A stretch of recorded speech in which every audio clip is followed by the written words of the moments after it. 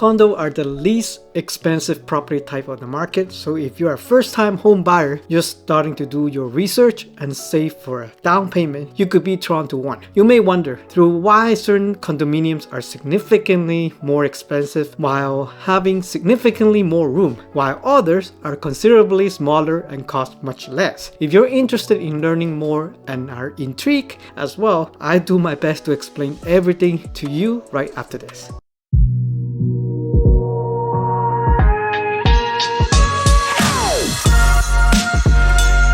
Hey, welcome back to another video on the AV Team Real Estate channel. I'm Antonio and I am a local real estate agent in the GTA. If you have been enjoying the weekly video from this channel, don't forget to like the video and subscribe to the channel so that it can be shared with more people who want to get updated on the real estate market in Toronto. Greatly appreciated. If you have any inquiries about the real estate, don't hesitate to contact me via the first link in the description down below. If you want to know the major difference between older apartment building and newer condos, I strongly suggest you to watch my old video that I will be linking above. It is a very thorough video about the differences, but in this video, I would like to walk you through some of the buildings that I'm helping my client analyze so that she can make a decision as to what to purchase. Obviously, there are advantages and disadvantages for both types, and hopefully I can help you clear something up after watching this video. When I describe old apartment buildings, more often than not, I'm referring to buildings that were built more than 30 or even 40 years ago. If you are an old immigrant like myself, you probably know that in the past, buildings were much bigger in size than current condos because new buildings are now much more expensive in terms of price per square foot. However, the downside is that the older buildings hardly appreciate as much as the newer condos, and the major factor is the maintenance fee. For those that are not familiar with the maintenance fee, it is usually the fee that all condo unit owners pay to the Condominiums Corporation to maintain the amenities such as the 24-hour concierge, the elevators, indoor or outdoor pool, the gym, terrace garden, etc. Usually,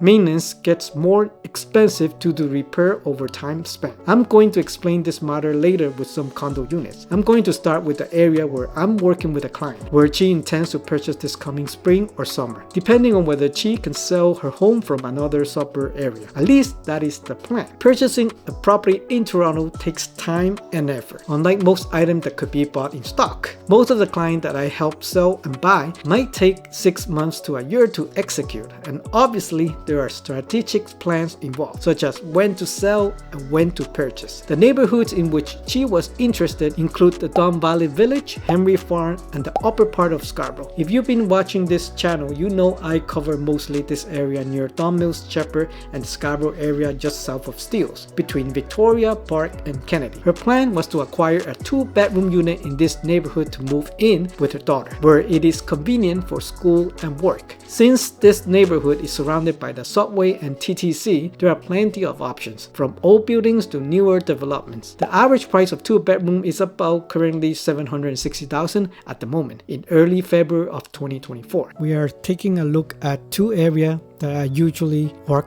with my clients, and this is Henry Farm and Don Valley Village. So Henry Farm is actually along the 401 and Shepherd from Leslie to Victoria Park. So this section is Henry Farm, and just up north we have the Don Valley Village, which is quite popular, and this is surrounded by Ferry Mall and along the Shepherd and 404, Leslie, and just south of Finch. So as you can see, we are in the Toronto C15 area, which we are focusing on these 2 areas at Henry Farm and Don Valley Village, and we are looking at the condos unit for sales. Specifically, we are looking for 2-bedroom condo apartments, and as a result we have 35 active listings in the area at the moment. And in this table, basically we have the address here and 2 bedrooms in this column here, listing prices, and here the square footage and also the days on the market. In this table, we sorted based on the least price on the bottom to all the way to the highest price on the top. So let's start with 260 Seneca Hill Drive, Unit 912, and it is listed at $499,900. So let's take a look. This is a 2-bedroom unit with 1 parking space, and this is between 900 to 999 square feet. It's being just listed for 1 day on the market. As you can see, it's an older building. And here's the Crestview Place condominium, consists of 2 buildings. 350 and 260 Seneca Hill. This is the lobby. Here's the entrance. As you can see, the floor are quite updated with plenty of space when you come in from the foyer, and you can see the washroom over here. And this is a quite large living space with plenty of room to place your furnitures. And here it is the dining area. You can fit quite a large table of 4 or even 6. And the kitchen is quite large. To be honest, in a condo unit, there's plenty of room for storage, and you even have an extra section here that you can probably place an extra fridge if you wanted to. Bedrooms are quite large and with bright windows, and also built-in closets. And here's another bedroom, and the balcony is quite large but probably needs some work. There's the inner view from the balcony.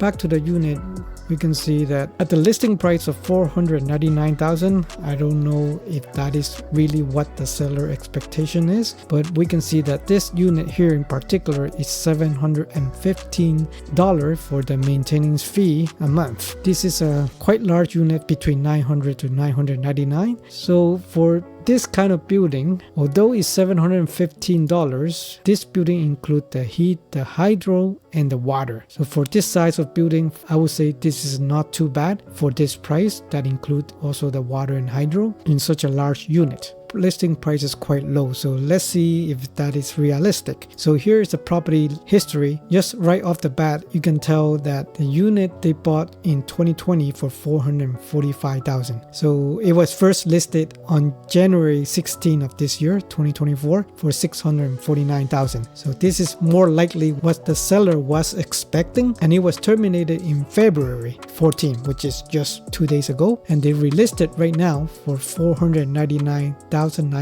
So here at Broker Remark, you can see that it is listed for offer presentation date on February 22nd at 7 o'clock. So they are holding offers until the February 22nd, and that is why they are listed for a price this low to attract multiple offers. So this is an example of an older unit. As we can see from Condo.ca, this building is 48 years old, so almost 50 years old. The maintenance fees is what we're focusing here, is about $715, which is quite high in my opinion. Being 50 years old building, the price has not appreciated that much from 50 years ago. So this is one of the disadvantages of being an older building, but obviously you get a very large unit. So let's move on to the list, and this time we're going to look for a building that is much newer. In fact, I know 38 Forest Manor is one of the buildings that is probably around 1 year old, so it's fairly new. To start with, we have here one unit that is listed at $650,000. It is about 800 to 899 square feet. Bear in mind that this is 100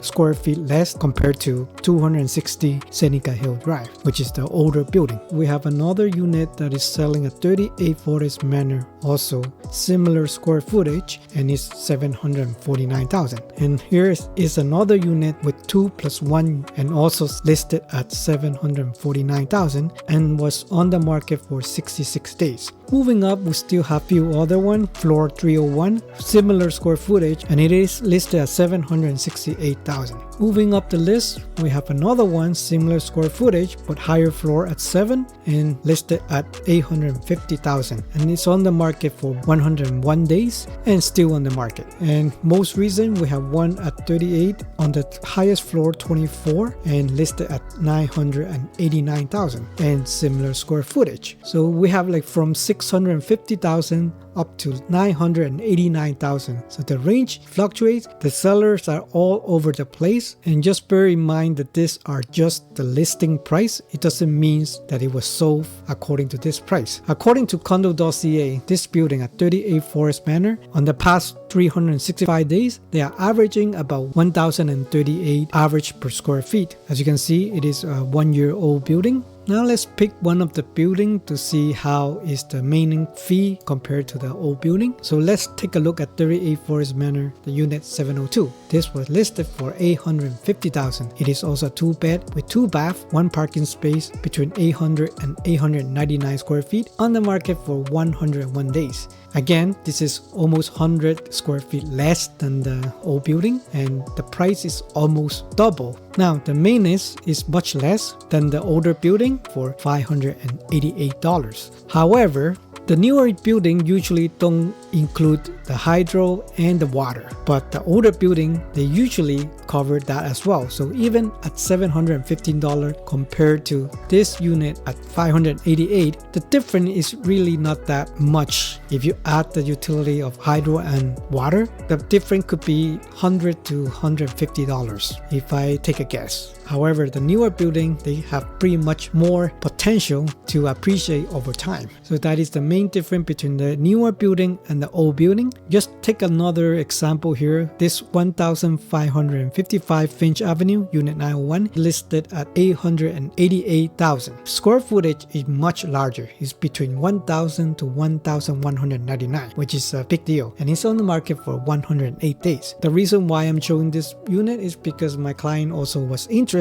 but was doubtful because of the maintenance cost. This is $952, which is quite a lot. But however, this unit does include hydro and water. Factor that in, it is still very expensive in terms of maintenance. You have to take that into account. When the building is older, the maintenance will go higher, and therefore the appreciation is not as great as a newer building. According to Condo.ca, this building at 1555 Finch Avenue East at Skymark 2, it is 44 years old, and for the past 365 days, it's averaging about 569 per square feet, which is much more lower than the newer building, which that can go north of 1,000 per square foot. So now let's move on to Scarborough, the area in Tam O'Chanter, Lemuria, and Steeles, as you can see in the map here, just north of 401 and south of Steeles, between Kennedy and Victoria Park. We are in the municipality of Toronto E05 and the 3 area in here, and we are looking at the condo sales that are available and condo units that are 2 bedrooms. And as a result, we have 23 active listings at the moment. Generally, the listing prices are somewhat lower than the area that we just visited in